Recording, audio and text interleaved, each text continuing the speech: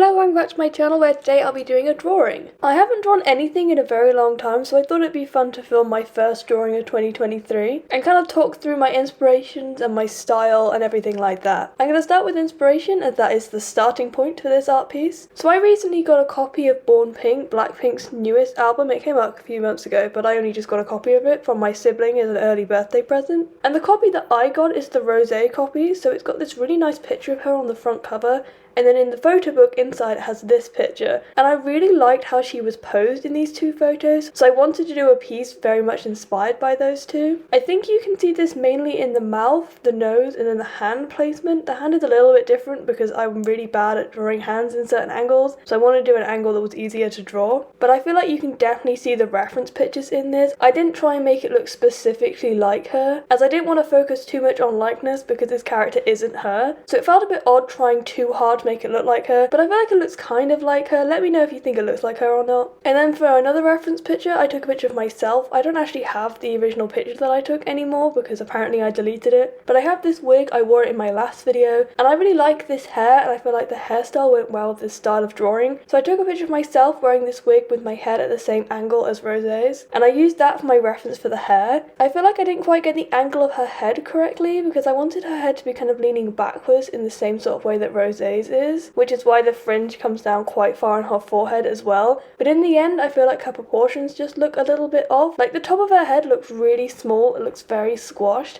so I'm not quite sure how I could have made it look better. I think it might be the shape of the hair at the top of the head. I kind of had it going in a heart shape towards the center of the parting, and I feel like if I smooth that out a little bit more, it would look more like her head was tilted back. But we can try that again in another piece, I think. Before we get too far into the piece, I feel like we should talk about the materials I'm using and the process that I use for this piece. So the paper that I'm using is a marker paper. I'm not quite sure the name of it or the brand of it because I just have a packet of it from many years ago and it doesn't have any branding on it, but it's a very smooth paper. I like it for pencils because it glides very well and there's no texture on it, so when I want to use white paper, this is the paper that I kind of lean toward more. The pen that I'm using is a Uniball Eye fine liner pen. These are the only pens I like to use. I use them for writing and I use them for drawing. I'm not quite sure why, I just can't really use any other pens. So if you ever see me using a pen, it will most definitely be this brand of pen, because it's the only one I use. And then the pencils that I use a bit later on are the Derwent Coloursoft pencils. I got loads of these back when I did my art A-levels, and they are honestly the best pencils I've ever used. They are so smooth, the colours look so good, they don't rub at all. You can't really remove them if you put them anywhere wrong, but other than that, they're really good. So with this piece, I started out by drawing it in pencil. I didn't mention the pencil because I really don't know what the pencil is. I just use general pencils that you get from anywhere. It's nothing specific, and I don't really have a favourite one either. But I just sketch all out in pencil. It takes a very long time. It is the longest part of this process. The lining and the colouring process took 56 minutes, but I feel like I must have drawn it for about an hour maybe before even starting. And I didn't record it because it is just a lot of drawing one thing, rubbing it out, drawing it again, moving on to a random other bit, starting again. I think I started this 3 times. I'm not very good at sitting down and just drawing a piece, mainly because I'm very out of practice with art, but I feel like this is how I've always been. I like starting with the eyes and then extending outwards, but then that always messes up my proportions. So I try and draw the outside of the face, that doesn't work. I try and draw just the hair, that doesn't work either.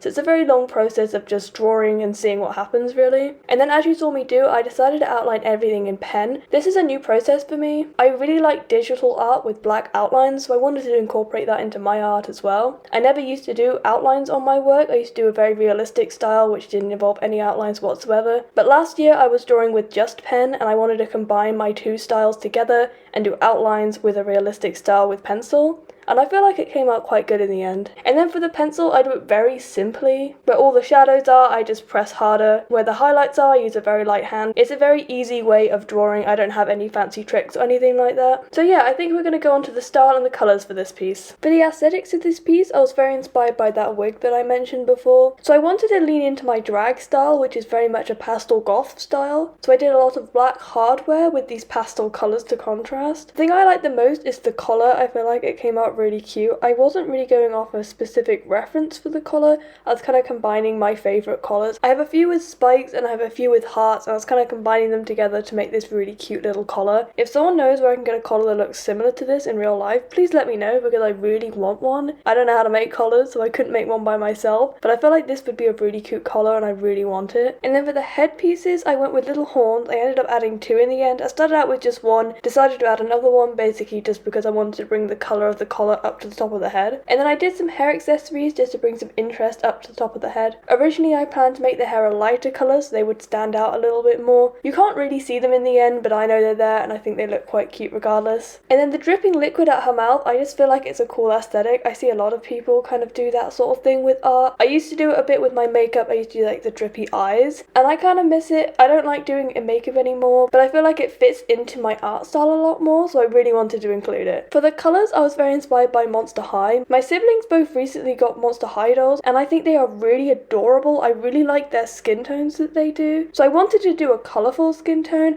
I decided on purple because I felt like it just went really nicely with this aesthetic. And then as a contrast colour, I went in with green. I feel like green and purple look really cool together and it's not a colour combination I do a lot. And I'm not quite sure why I don't do that colour combination because it looks really cute. Maybe for my next drag look, I should do a makeup look inspired by this art piece and do a pastel purple, pastel green look. If you want to see that, let me know down below in the comments because I do think that would be really cool. But moving back to the art piece, for the hair, I originally wanted it to be a light grey colour. So I went in with a black pencil and kind of just shaded in the dark areas of the hair to give it more texture, but it wasn't really working. I felt like it looked like hair with strange highlights in it, and that wasn't the look I was going for, so I decided to change the tone of the hair. It's still grey, but I wanted to go with a much darker grey, which definitely came out a lot better. I wish I could have done the lighter hair, but the black also goes with a lot of black hardware that I have in this piece, so it works out fine. It just means you can't see the accessories on the hair. But with that said, we're coming up to the end of this video. I really do hope you enjoyed it and you enjoyed the final piece. I'm quite happy with it. I feel like it's not perfect, but I'm proud to say this is the first piece of the year because I feel like it's a good starting point to go upwards from, and I'm really excited about that. If you did enjoy this video, please give it a like, comment down below what else you'd like me to do, and subscribe as I post a new video every single week, and I'd love to see you again. But until then, bye!